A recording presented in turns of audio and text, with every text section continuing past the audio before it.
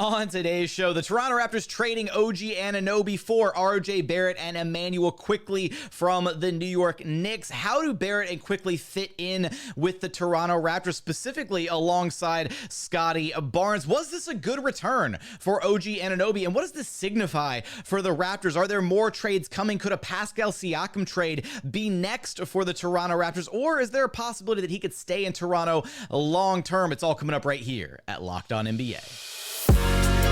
You are Locked On NBA, your daily NBA podcast. Part of the Locked On Podcast Network, your team every day.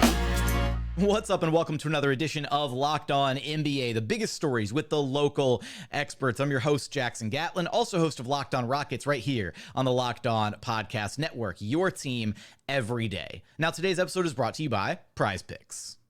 Prize Picks is the largest daily fantasy sports platform in North America. They're the easiest and most exciting way to play daily fantasy sports. It's just you against the numbers. Instead of battling thousands of other players, including pros and sharks, you just pick more than or less than on 2 to 6 player stat projections and watch the winnings roll in. It's that simple. Look, Prize Picks is awesome. You can make your picks in less than 60 seconds and submit an entry. They've got quick withdrawals, easy gameplay, and an enormous selection of different players and stat types, which is what makes Prize Picks the #1 DFS app on the market. And now that basketball season's here and in full swing, you can pick combo projections across football and basketball from the Specials League, a league created specifically for combo projections that include 2 or more players from different sports or leagues. For example, you could do LeBron James plus Travis Kelce to 10.5 combo of 3-pointers made plus reception. So if you've been thinking about getting into daily fantasy sports, you've got to try Prize Picks. Go to prizepicks.com/LockedOnNBA and use code LockedOnNBA, all lowercase, for a first deposit match up to $100. Again, that's prizepicks.com/LockedOnNBA and code LockedOnNBA for a first deposit match up to $100. Prize Picks is daily fantasy sports made easy. Joining us now is the host of Locked On Raptors, Sean Woodley, who can track down wherever you listen to your podcasts, and on YouTube, just search Locked On Raptors, something you're absolutely going to want to do to get some deep dive thoughts on what this most recent trade means for the Toronto Raptors, sending out OG Anunoby, Malachi Flynn, and Precious Achiuwa, bringing back in RJ Barrett, Immanuel Quickley, and a 2024 second round draft pick. Sean, this is a Raptors team that was like holding out for so long on an OG trade, right? Reportedly, originally they wanted, 3-4 first round draft picks, back when the rumors were first kind of flying, at one point last season. So walk us through, how you get from the Raptors trying to get, a massive draft haul like that to walking away with RJ Barrett and Immanuel Quickley. Like, is this a good return for Toronto for OG Anunoby? I think absolutely. I think the Raptors front office is vindicated for being patient with this. Like, yes, a lot of draft picks are nice, but you know what a lot of draft picks could turn into is 2 23 and 24-year-old controllable players who are pretty good. In particular, Immanuel Quickley fits this team absolutely perfectly. He is the exact type of player they've needed and have really been sort of scouring, I think, to try to pair with Scotty Barnes going forward.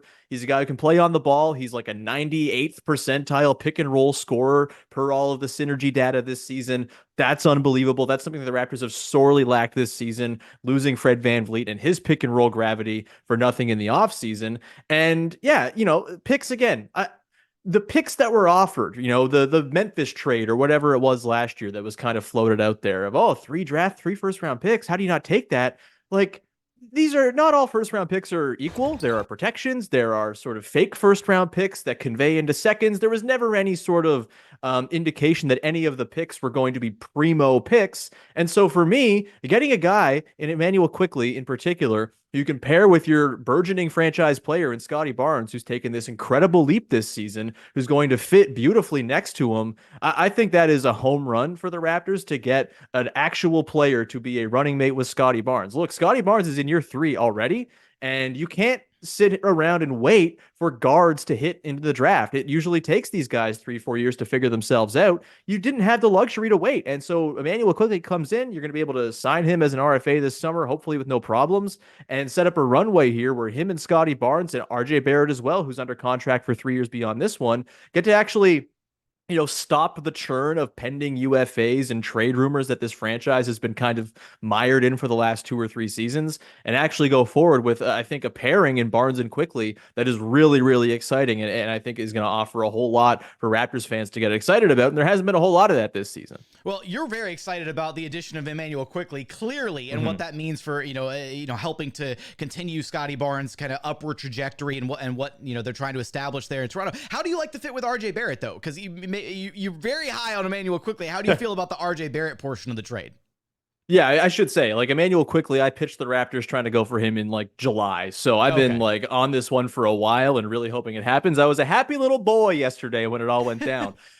With RJ Barrett, look, it's weird, right? He's 23 years old. He's clearly got some kind of talent wrapped up that maybe hasn't been kind of tapped into. He was not the priority on those Knicks teams, was in kind of a strange role. I think the fit right now with the roster as constructed is not very good, because I think him and Pascal Siakam, with Scotty Barnes, it's a lot of the same issues we saw with OG Anunoby. Different, obviously, right? I think RJ's a more dynamic offensive player, a better driver than OG was. I also don't think he's as good a shooter, obviously. He doesn't have that gravity. He's not the same defender either.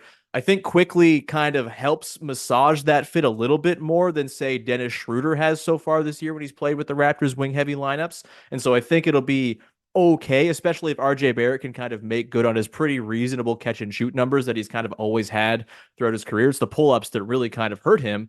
So, yeah, I'm not a huge fan of the fit right now. Obviously, we'll see if another shoe drops here with Pascal Siakam, or maybe there's a move where they try to turn Jakob Poeltl into make a couple more better fitting pieces, whatever it might be. I don't think the Raptors are done, so I'll evaluate the Barrett fit, once we kind of know what roster they're cooking with here. But I do think like it's a very worthwhile flyer on a guy who's going to come home, play in front of his home country, very familiar to all Raptors fans and Canada basketball fans. I think there's this sort of maybe wrong assumption, an unfair assumption that, oh, well, he's going home, therefore he will play better. Like, we can't say that with any certainty, but I do think you put him into a team where he's going to have a little bit more priority. Darko Rajakovic, the Raptors head coach, is very much a development guy. Tom Thibodeau, of course, very much a let's go win all the basketball games right now guy. And so I do think there'll be some leeway here for RJ Barrett to test his bounds a little bit too. So I'm not super keen on the fit, but I'm also totally fine. That contract, he's going to be making like $29 million in 2027. That's going to be low end starter money by then. I'm not concerned there. But yeah, I think there's still some roster figuring out here to do to figure out exactly where RJ Barrett fits into this picture long term. You talk about the other shoe, kind of waiting for it to drop, right, with Pascal Siakam. I mean, how much pressure is there at this point on this Raptors organization to make a trade happen? And do they have enough leverage, right? Because it's kind of a thing where they've got to make a deal happen or he walks for nothing this summer. So, is it kind of a fire sale type thing where they're going to just have to take whatever offer is ultimately on the table? Or do you think there's maybe a bidding war that they can kind of start between a few teams that would be interested in acquiring Siakam's services? I do think there's less pressure on the Raptors to make a Siakam deal now that they've traded OG Anunoby, and you get like 5 weeks now to see what does this all look like with Quickley and Barrett in the mix. Maybe they go on a bit of a heater here. They have a very tough road-heavy schedule, so I would bet against that. They're also a 12-20 basketball team, and heaters aren't really a thing that they do.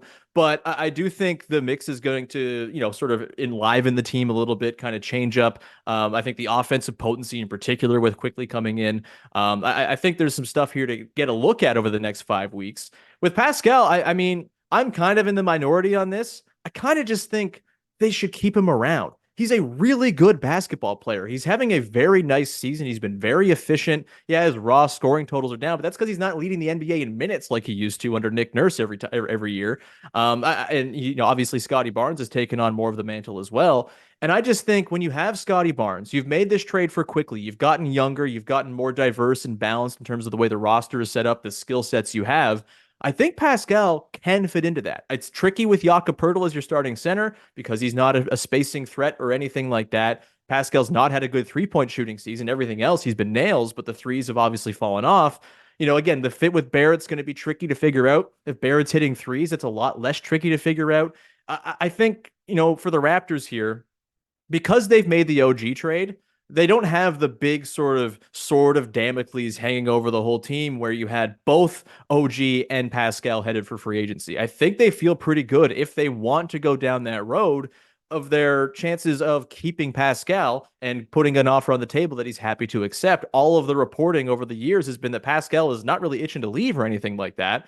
So I do think there's a chance here they extend him, but we'll see. Obviously, if a team comes out of the woodwork and has a big offer for him, you probably look at it and it makes sense. Obviously, now that they've kind of picked this direction, and Scotty Barnes is the be-all, end-all of everything, and everything has to be geared around putting the best team around him. So if a team comes forward with a big offer, sure. I'm just skeptical that that's actually going to happen because Pascal's a hard guy to fit into a team in the middle of the season. He's an excellent basketball player, but there's not that many teams that can just kind of plop him in with his usage, with his play style, and have it be a really easy fit. I think Indiana is kind of the only team that comes to mind. And if it's only one team throwing a bid at you, do you get enough back to warrant moving on from a 29-year-old player who you can just lock in for many years and have a runway here with Quickley, Siakam, Barnes? That trio in particular, I think, fits beautifully with one another. And so we'll see. I would bet that he does get moved at this point. The writing seems to be on the wall, but I don't think the Raptors should be, like feeling like they're obligated to make the move because they can just extend him and have him around and figure out trading him down the line if they have to. He also is just a really good basketball player, so getting proper value back is going to be challenging. How will Immanuel Quickley and RJ Barrett fit in with the Toronto Raptors? Is there another move coming down the pipeline with Pascal Siakam, or will he stay in Toronto long term? You'll have us covered for all of that and so much more over at Locked On Raptors. Sean, thanks for stopping by Locked On NBA with me. Happy New Year, buddy.